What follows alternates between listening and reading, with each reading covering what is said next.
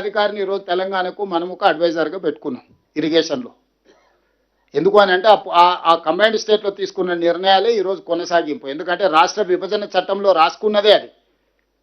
మన హక్కుల్ని కాపాడుకోవడానికి, మన హక్కులను ప్రస్తావించడానికి మనం ఒక అధికారిని పెట్టుకుంటే దాన్ని కూడా పొలిటికల్ కాంట్రవర్సీ చేయాలనే ప్రయత్నం చేస్తున్నారు ఇక్కడున్న ప్రజాప్రతినిధులకు. అందుకే ఇవన్నీ చెప్తున్నా. 4 నుంచి 14 తెలంగాణ ప్రాజెక్టుల మీద పనిచేసింది ఎవరు? 4 నుంచి 14 ఆంధ్రప్రదేశ్ ప్రాజెక్టుల కోసం పనిచేసిన అధికారులు ఎవరు? తెలంగాణ రాష్ట్రం వచ్చినాక ఎవరు ఎక్కడ పనిచేసారో ఒక లెక్క తీయాలి.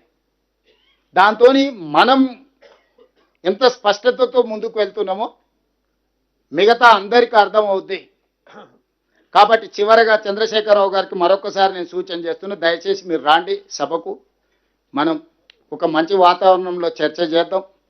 తెలంగాణ నీటి హక్కులను కాపాడదాం. ఈ ప్రభుత్వానికి ఎలాంటి భేషజాలు లేవు. ఈ ప్రభుత్వం మీరు ఇచ్చే సూచనలు, సహేతుకమైన సలహాలు ఏమున్నా మేము తీసుకుంటాం. మాకేం అభ్యంతరం లేదు. సభకు రావాల్సిందిగా వారు కోరుకుంటున్న కేశవరావు గారు, సుఖేందర్ రెడ్డి గారు, పాత సీనియర్లు కూడా మీరు బయట ఎక్కడైనా విజ్ఞప్తి చేయండి వారిని రమ్మని. ఎందుకంటే తెలంగాణ సమాజానికి కూడా తెలంగాణ కోసం కొట్లాడిన వాళ్ళు అందరూ కూడా సభలో చర్చిద్దామని విజ్ఞప్తి చేస్తారు. నేను పిలిస్తే ఏదో ఆయన మీద ఉండే కోపంతో పిలుస్తూనే ఏమైనా చేస్తాడేమో అని వాళ్ళకి ఏమైనా అనుమానం ఉండవచ్చు. జితేందర్ రెడ్డి గారు ఎలా ఉన్నారు? జితేందర్ రెడ్డి నాకు దగ్గరని ఆయన చెప్తే నమ్మడు. కాబట్టి ఆ రోజు తెలంగాణ ఉద్యమంలో ఉన్న వాళ్ళందరూ కలిసి ఒక ప్రెస్ మీట్ పెట్టి వెల్కమ్ చేయండి. కేశవరావు గారిని, జితేందర్ రెడ్డి గారిని, సుఖేందర్ రెడ్డి గారిని, రాజగోపాల్ రెడ్డి గారిని, అంజన్ కుమార్ యాదవ్ను, బలరాం నాయక్ను, పొన్నం ప్రభాకర్ గారిని, వివేక్ వెంకటస్వామి గారికి అందరికీ విజ్ఞప్తి చేస్తున్నా. 2004 నుంచి 14 తెలంగాణ కోసం కొట్లాడిన ప్రజాప్రతినిధులు ఈరోజు ఏ హోదాలోనూ ఉండండి. మీరు అందరు కలిసి ఒక ప్రెస్ మీట్ పెట్టి కేసీఆర్ గారిని సభకు ఆహ్వానించండి. నేను మీ ద్వారా వారికి మాట ఇస్తున్నా. వారి గౌరవానికి ఎలాంటి భంగం కలగదు. సభానాయకుడిగా ఇది నా హామీ.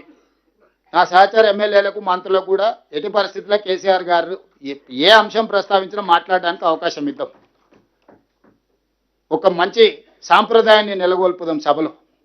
వారు రావాల్సిందిగా కోరుకుంటూ ఇంత మంచి కార్యక్రమాన్ని ఏర్పాటు చేసి అందరికి అవగాహన కల్పించినందుకు ఉత్తమ్ కుమార్ రెడ్డి గారికి మనస్ఫూర్తిగా ధన్యవాదాలు తెలియజేస్తున్నాను. గౌరవ ముఖ్యమంత్రి గారికి, గౌరవ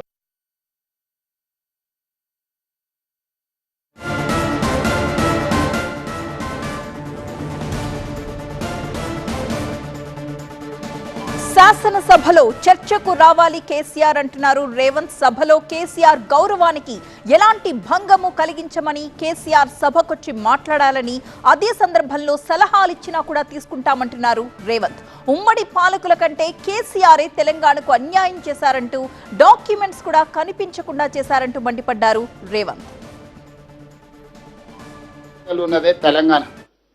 ఈ తెలంగాణ హక్కుల కోసం మన ప్రభుత్వం ఉమ్మడి రాష్ట్రంలో హక్కులను సాధించుకోలేకపోతున్నాము, హక్కులకు అన్యాయం జరుగుతుందని, నష్టం జరుగుతుందని తెలంగాణ రాష్ట్రం ఇచ్చినాం. తెలంగాణ రాష్ట్రం వచ్చిన తర్వాత వెళ్ళి కిరణ్ కుమార్ రెడ్డి తయారు చేసిన పేపర్ మీద కేసీఆర్, హరీష్ రావు గారు ఇద్దరు కలిసి సంతకం పెట్టేస్తే ఆ కిరణ్ కుమార్ రెడ్డి కంటే వీళ్ళు ఎక్కువ దుర్మార్గులు కదా. కాళోజీ చెప్పిండు కదా, పక్కోడు చేస్తాం అని పొలిమేరలు అవతల తరుతాం, వీడియో అయితే ఇక్కడ పాత్ర వేస్తాం అనేది చెప్పిండు కదా.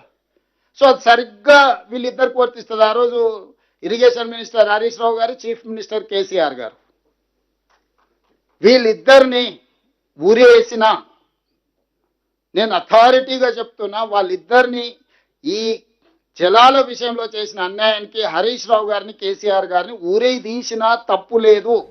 ఇదే మిడిల్ ఈస్ట్ కంట్రీస్ అయితే చౌరస్తాలనే ప్రజల చేత రాళ్లతో కొట్టించి చంపించుండేవాళ్ళు. మనది ప్రజాస్వామిక దేశం కాబట్టి